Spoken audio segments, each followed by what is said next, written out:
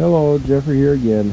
I'm making a video on my 10B because I had a pause on my farm out project, and I just want to apologize for the poor sound quality volume, because lately when I'm recording, the volume automatically seems to go up and down by itself, and I'm not a technology wizard and haven't been able to figure out the solution yet.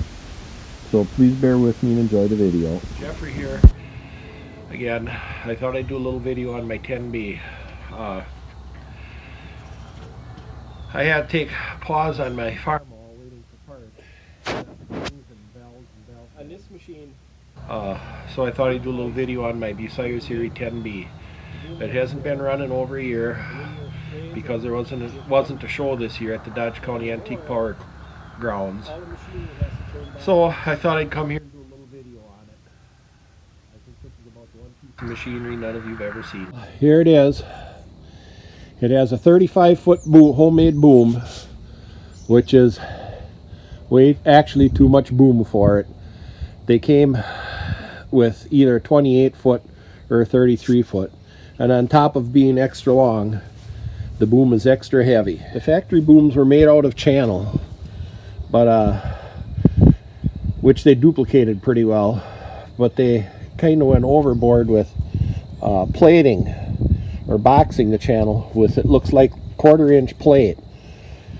So that makes the boom extra heavy. And to counterweight it, you can see they made a huge concrete counterweight. So they were stressing this little machine way to the limit. And when I get home again, I'll show you the bucket which they extended to give it more capacity. So they were trying to make this little 3/8 yard machine do about the work of a 3/4 yard machine. So now we're going to get at trying to start it. I'm going to open it up here.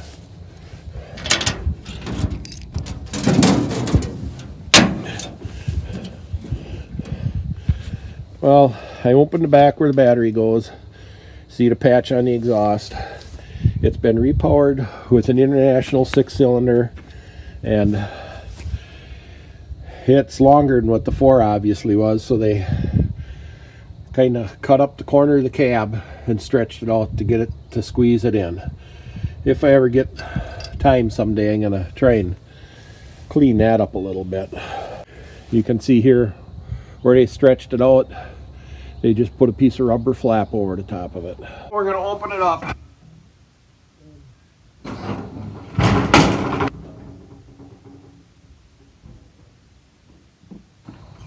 Put some gas in it.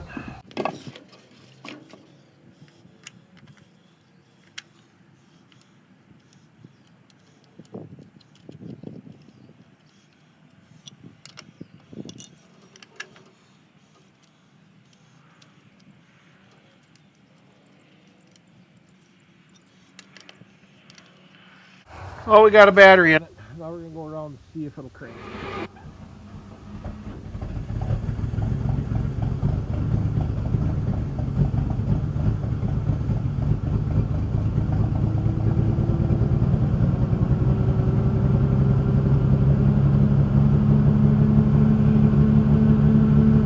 Well, that started good, but it didn't surprise me. It usually starts right on. Well, let's try it again.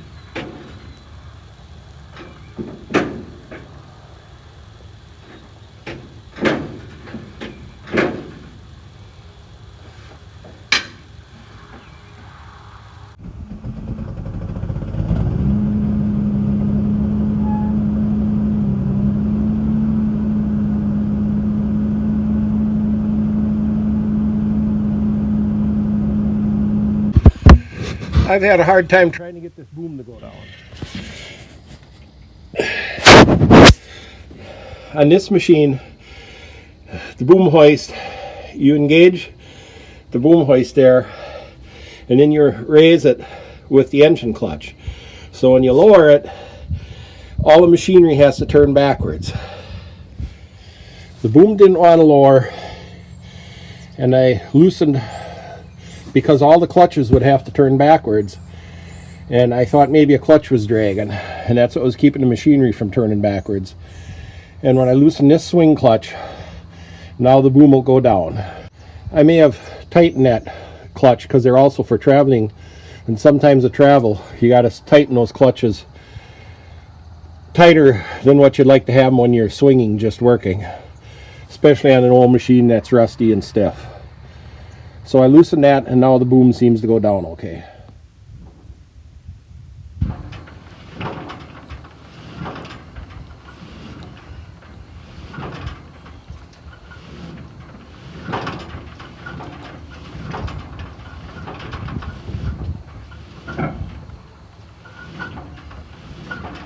Yes, Daniel?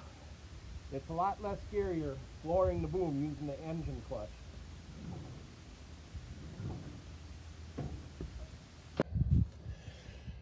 Here's the pawl.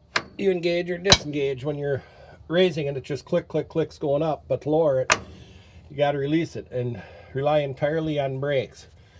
And the brake drum band you see around the drum there is what's meant to be lower it. But when you get it adjusted tight enough to hold the boom when the boom is real low, when you get the boom high, even when you release it, it'll want to drag and not let the boom go down. So it'd be like you'd have to lower the boom a ways, tighten the brake a little, lower the boom a ways, tighten the brake a little, so it wouldn't get away from you. But I'm using Daniel's suggestion of lowering it with the engine clutch, with the engine shut off, and that works much better. So this has been on my mind for a while. So I'm going to lower the boom a little ways. See, now I release the engine clutch. There it is. Daniel, you had mentioned truck engine, and I think that's right, because if you see the manifold, the intake manifold isn't parallel with the header of the engine, which is how it would be in a vehicle where the engine usually points downward to the rear a little bit to make the drive shaft line up better. And the fact being a belt drive governor would point to it being a converted truck engine, because I have my doubts if an industrial engine would have a belt drive governor. And the bracket that holds it on looks rather homemade.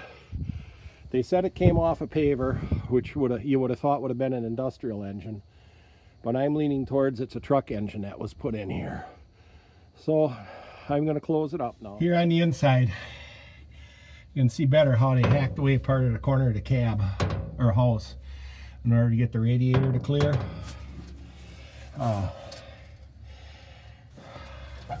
I don't know if I'll ever do anything about it or not. I have many more projects that have priority. So this is my 10B, nice little machine. As I said, they really stressed this little machine with the 35-foot boom, and besides the concrete counterweight, they have two big pieces of iron fastened under the back for more counterweight.